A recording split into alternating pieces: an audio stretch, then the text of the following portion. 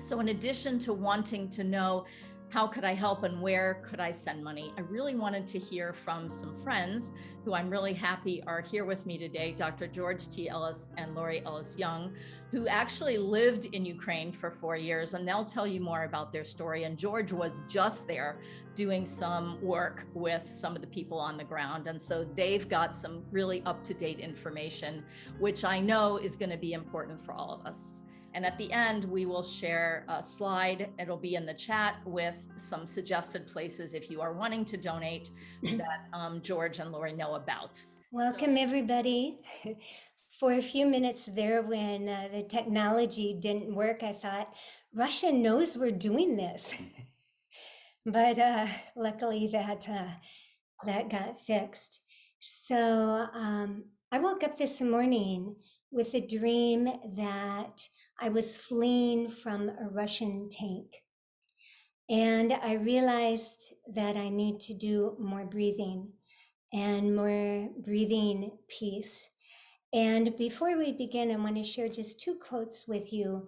And one is that there is no way to peace. Peace is the way. That's attributed to many peacemakers, Thich Nhat Hanh among them. And the second quote is attributed to Jimi Hendrix. And it is, when the power of love overcomes the love of power, then there will be peace. So with those 2 quotes in mind, I'd like to ask you to take a breath, allow your eyes to close, consciously soften your eyes,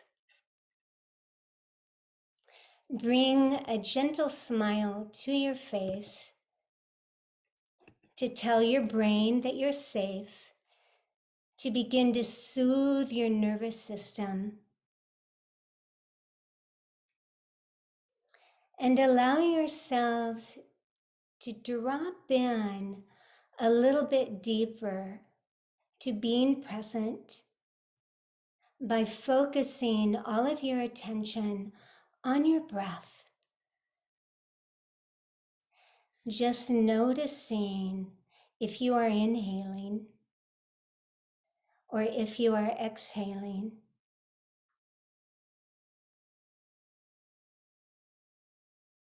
Allowing the physical feeling of your breath, of the inhale, the exhale, the taking in, the letting go,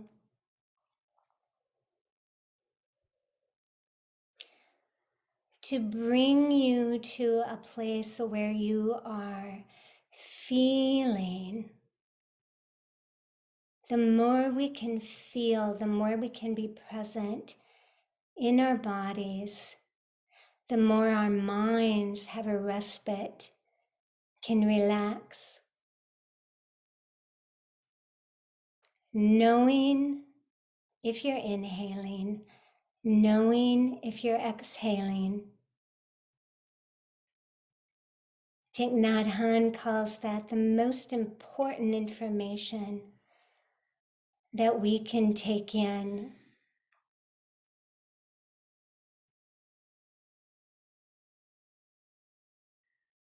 Following your breath, the flow of the taking in to the letting go, and the letting go to the taking in.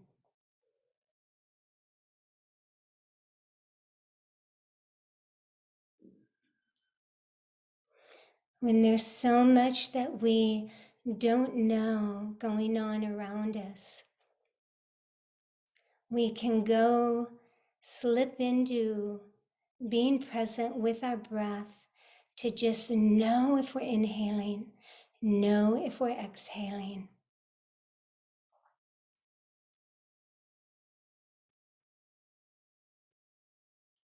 And allow whatever will be to happen. But at least for a few moments, a few minutes, to have a sanctuary of peacefulness inside,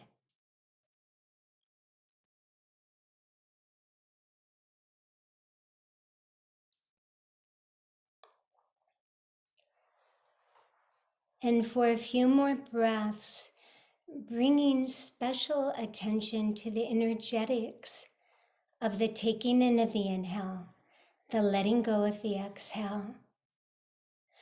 Breathing in peace, breathing out pain, whether it be physical, mental, emotional, spiritual, letting it go. Perhaps bringing hand movements into your breathing with the palms up, taking in, palms down, letting go. Maybe it is a sense of bringing in lightness, letting go of darkness. Maybe it's colors, however you experience this, to breathe in a sense of peace and breathing out pain, breathing out panic.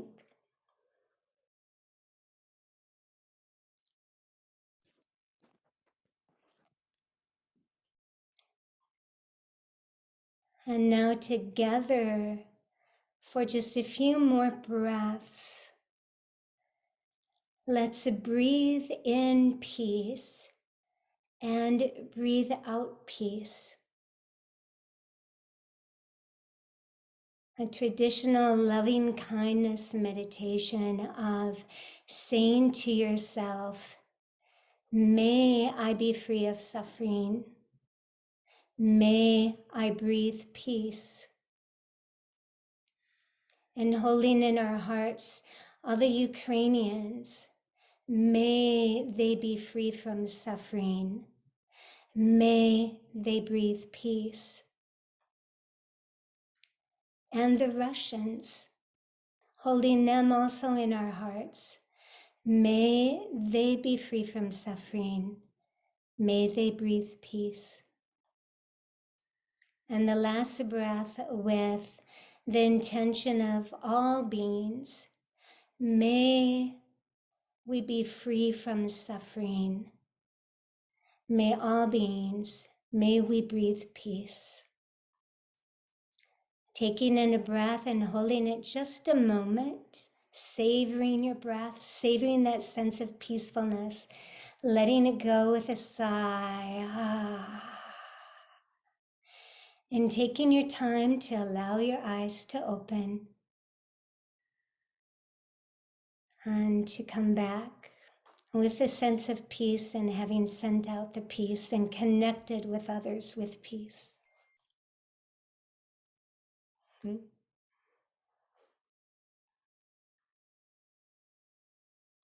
Thank you so much, Laurie, for that. I have to tell you that Laurie's voice is so calming to me. Every time that I talk to her on the phone, just hearing her voice is very calming and relaxing to me. And if you know me, you know I tend to be a bit high energy. So the breathing is something that really resonates with me. One of the things I learned from Laurie recently, and she had us end with a little sigh, I want to begin where she left off. And I want to start with my favorite quote, which is by Irving Berlin, although Viktor Frankl had this idea as well, and there are others who have had little spins on it.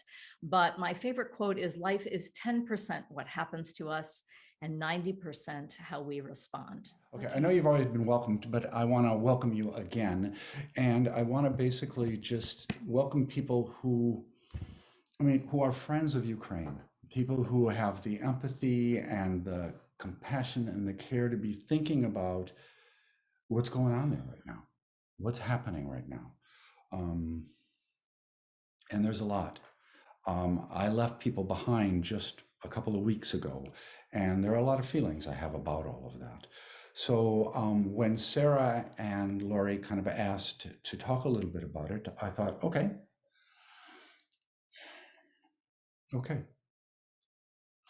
So just as a slight background, I've always been interested in working in post-conflict zones. post-conflict zones, because I've always had a strong love or passion to work with people that are hurting, that are scared, who are experiencing post-traumatic reactions. Because post-traumatic reaction can basically kind of freeze us in fear, freeze us in time, so that we're not in the present. We're not living in the present, which is what our breath and laughter is all about. We're actually living in the past, and we're frozen in fear. And the consequences to that medically and are so much. So I've always been committed for the last 20 years of working internationally and working in post-conflict zones. However, recently, in about 2016, there was an opportunity to work for an organization called Organization for Security and Cooperation in Europe, Special Monitoring Mission to Ukraine, OSCE SMM. That's how I'll refer it from now on, okay? And they were offering a position for senior psychologist.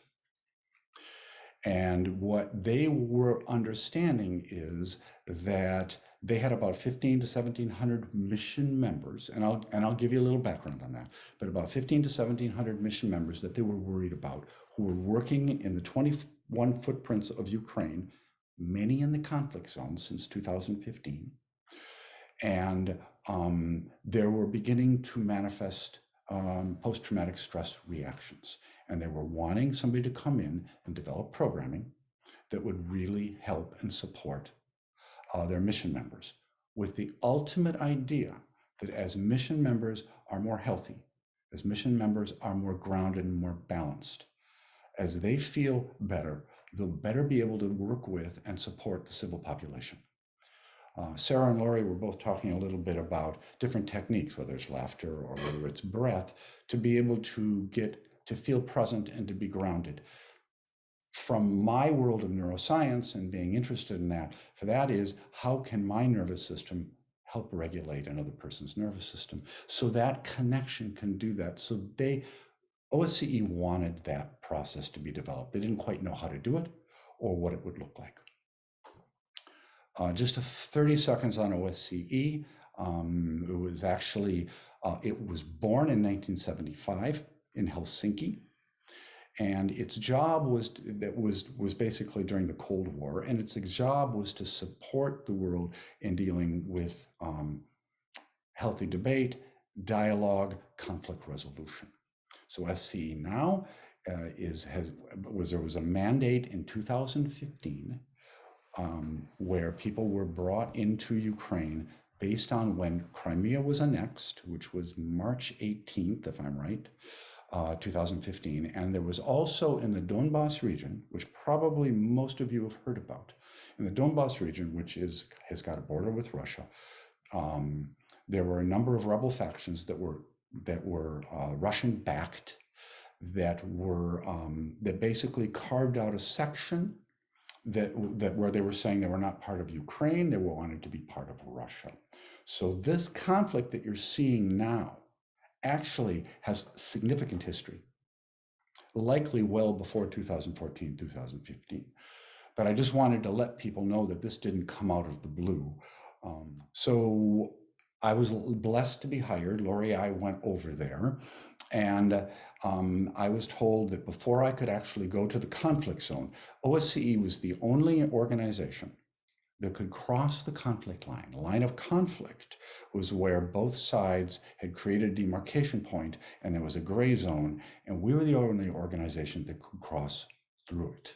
And we had about 800 people living in the conflict zone in security areas. So they said that I needed to go to HEAT, which is a hostile environment awareness training. So they sent me to Vienna. I did a week, and that was about mines and missiles and first aid and learning how to pull people out of burning cars. It's like, okay, I've done post-conflict zones. This is the first time that I'd even been close to what it might be like to work in an actual conflict zone. So it was really my first real emotional sense of, oh my gosh, this is what people are experiencing, our mission members in Ukraine. So I got back, and the ambassador to OSCE sat me down and asked me to spend about 6 or 7 weeks in the conflict zone to talk with mission members, administration, management about what their experience was, what they were feeling, what they were needing, and come back, present those findings, and along with that, a proposal as to how to address those issues, which is pretty advanced for the, I mean, it was pretty cool. Because again, what OSCE really wanted was to really support mission members so that people could stay grounded, and in that, we could better support civil population. So I came back, I did a proposal, and then we started with developing stress management program and something called post-incident procedure. So that when there is a critical incident, we had in 2017, one of our armored vehicles ran over a mine, and an American was killed, and 2 others, a German and a Slovakian, were wounded. Okay, a lot of times our mission members saw bodies blown apart, saw children dead in a field, schools were blown up. This was a conflict zone. And although many of them were there to monitor the ceasefire violations in order to really help Ukraine stabilize and move towards peace, there was still a lot of issues that were happening there. So we developed something called post-incident procedure, which is to help people reduce the possibility of gaining chronic post-traumatic stress reactions. Because we all have them when we see something really horrible or we experience something horrible. But chronic is a different issue. We don't want those kinds of reactions and symptoms to be part of our lives for the next, 20 years.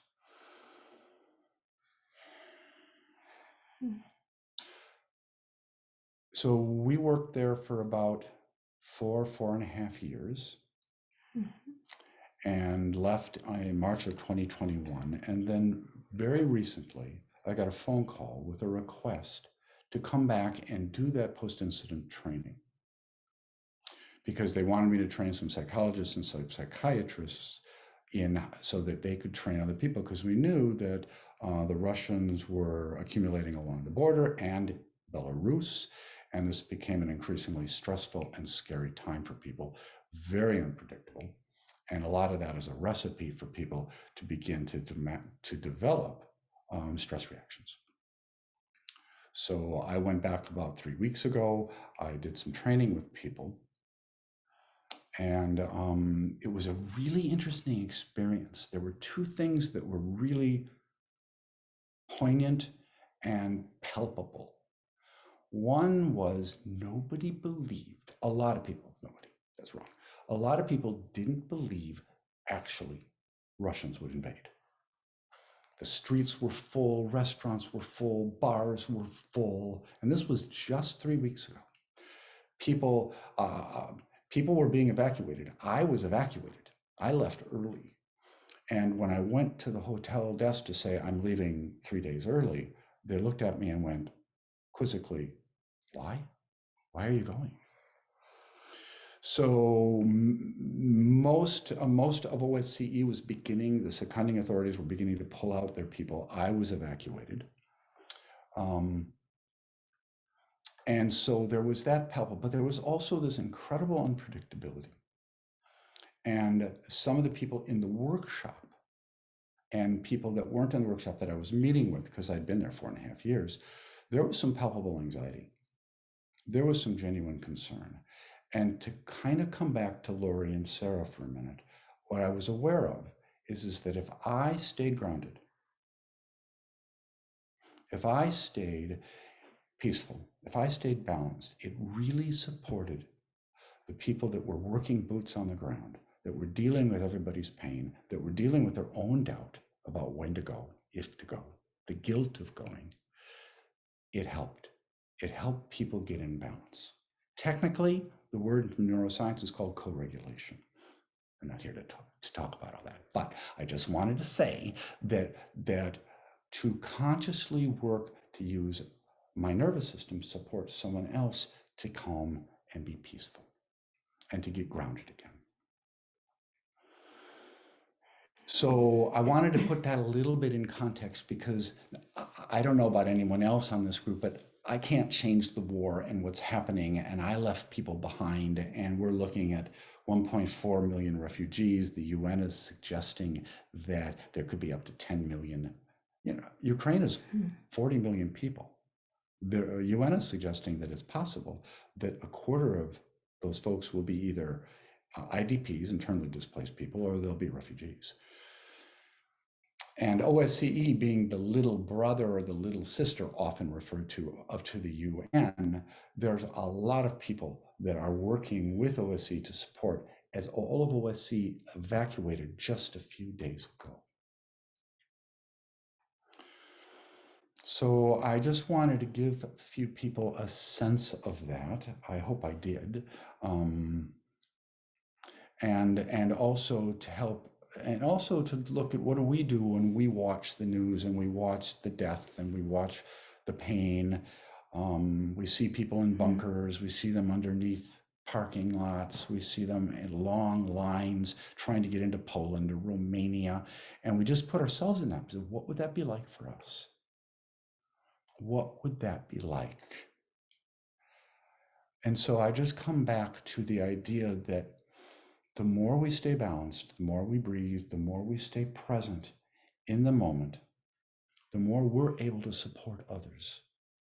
The more that we don't want the disease in the world, be it mental or to take us off balance and steal our own health, to take that away from us. So I wanted to say that to people, to take care of yourselves, take care. And some people will go, I remember working with somebody back in the Neolithic era when I was young. And I remember we were in a group and he said, I will never be happy until there's no more poverty in the world. It's like, I was only like 25 and I went, good luck. So the reality of the situation is we need to be present, to be self-care so that we can care for others, love others, experience and be there for people in any way, whether it's to give money, to give support emotionally, to do blogs, to send clothing, whatever that is. It comes better when we're balanced and grounded. Sure. Thank you so much. Thank you. Welcome. Thank you. Very Totally. grateful. Thank you so much. Thank you so much. Thanks. Peace and Bye. love. May your wonderful work continue. Thank you. Wonderful. Thank you. Thank you. Thank you. Thank you, Laurie and George. It's great to see you. Thank you.